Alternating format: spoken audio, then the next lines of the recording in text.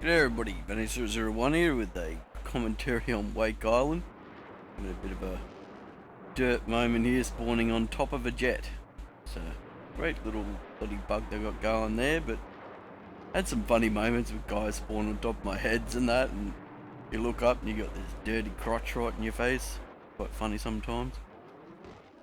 Not really, but you know, no one likes a dirty crotch in their face.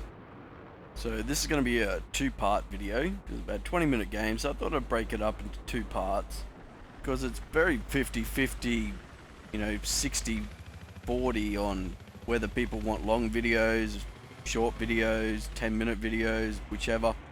So I thought I'd hedge my bets, make this one a two-parter where you can enjoy. The second part will be going up tomorrow. Now, Wake Island, if you haven't played this, some of you might not have got back to Karkan yet, which I strongly suggest you do. It's quite a great map pack. I think they really did breathe new life into the maps with these sets, because the old ones were getting very stale. Not the old one, I guess, yeah, the old ones. Well, the release maps were getting very stale, some of them, and this was really a welcome surprise. Some of these maps are quite good to play on. My personal favourite is the Gulf of Oman. I'm not too much of a fan of Wake. It has been a favourite of mine for a lot of Battlefield games, but this time around, I don't know, I'm not feeling Wake Island as much as I thought I would. I was quite looking forward to actually playing this, and I know a lot of you are going to say, oh, burst fire, learn to burst fire. Sometimes I do this and I'm laughing. You don't hear me actually laughing, and I'm saying, oh, I'm spraying everywhere.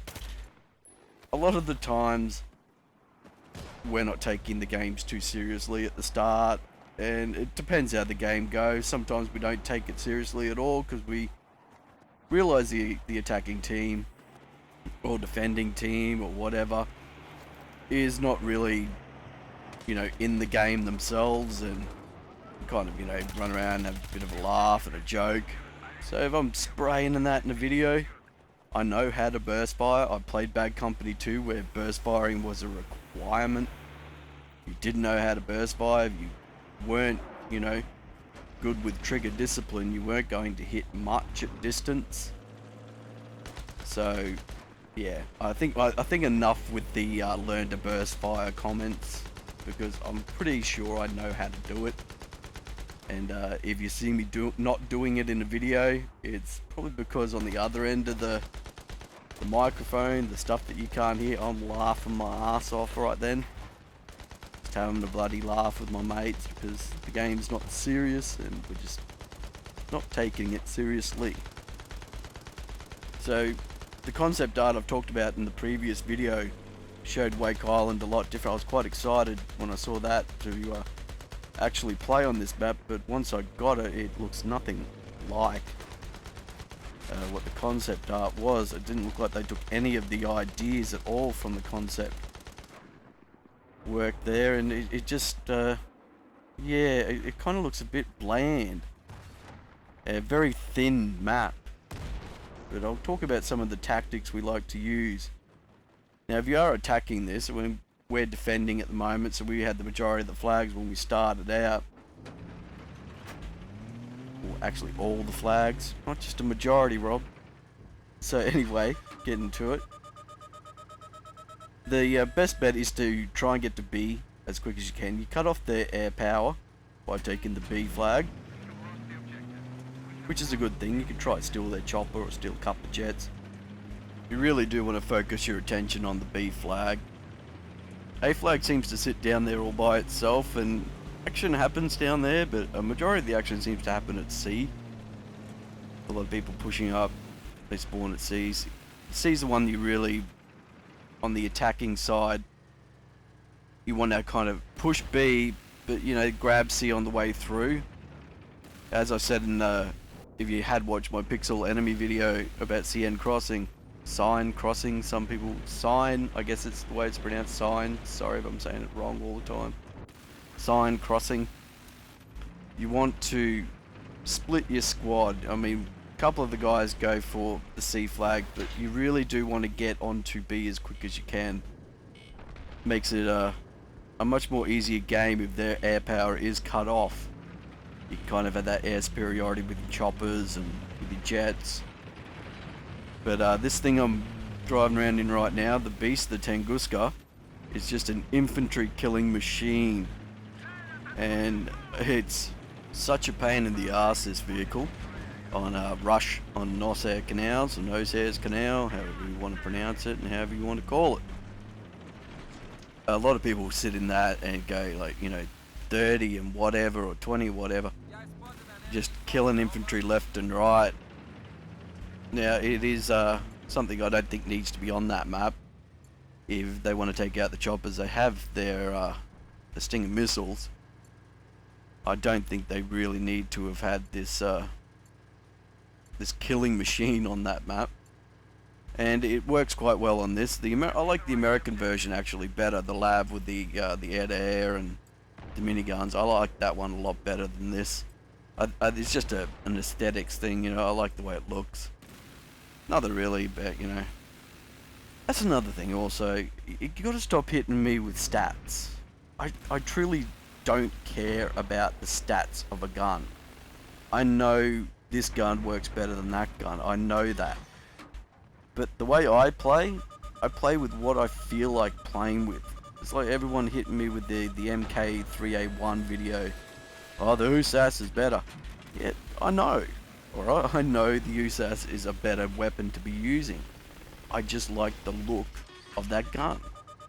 That's how it boils down for me when I play. What do I feel like using? At that particular time, maybe a P90 is good, or maybe a PDWR. You know, I've been using that. Or MP7 even. You know, MP7 shit, but sometimes I like using it. So you gotta really stop with hitting me with stats. I'm not really a fan of use this weapon because it does this, you know, X amount of damage, and this X fire rate is better than that fire rate, so use this gun. You just have everybody playing with the exact same weapons. Got to use this gun because everybody's using it. So I'm not really a fan of the whole stat things. I know it's something a lot of people focus on, but I'm not one of them. So if you post a comment saying, oh, this does this or this, I don't really pay attention to you at all. I'm sorry to say. I don't truly care about the stats of the weapon. I find it fun to play with what I want to play with at that particular moment. And that's what makes the game fun for me, not using X weapon because it does X damage, you know? It just doesn't suit my playstyle. It doesn't make it fun for me at all to be playing like that. So yeah, a little bit of rant in the middle right there. But it is pretty self-explanatory, this map. I mean, when you look at it, I mean, you play it once and you know what you have to do.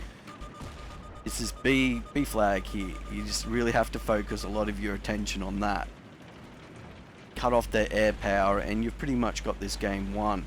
Now, this game was very tight actually. It was... I won't ruin it or anything, I'll just say it was a tight game, and I think you'll be surprised by the ending of it. Now, I know some people are probably saying, well, why aren't you playing it all the way through? As I explained before, you know, it's just, I'm not really sure where everybody lies on the long videos, and a 20-minute video is very hard to commentate over. So the Tunguska here is, as I said, the killing machine of the battlefield. It's just very devastating. Same with the Lav, the American Lav version of this. I would suggest probably using the air-to-airs. You know, first only, you know, put it on there. Then you got that. Probably thermal camo might be a good idea on this one. I don't think I've got it unlocked yet, but from what I've heard from a lot of people, it does give you that extra few seconds to get, you know, when you hit that lock on, to get into cover. You know, some sort of obstacle between you and the incoming missile, or rocket, or whichever is being fired at you, most likely a javelin. Yes, they are quite devastating, those javelins, aren't they? But yeah, wrapping up the video here, I just wanted to mention, I apologise about the quality of yesterday's video. there was an extra filter added along the line there somewhere that I didn't take off before the rendering and that, so it was, you know, quite unfortunate, but it was my error and something I'll be more careful about in the future. So I'll catch you for part 2. See you next time.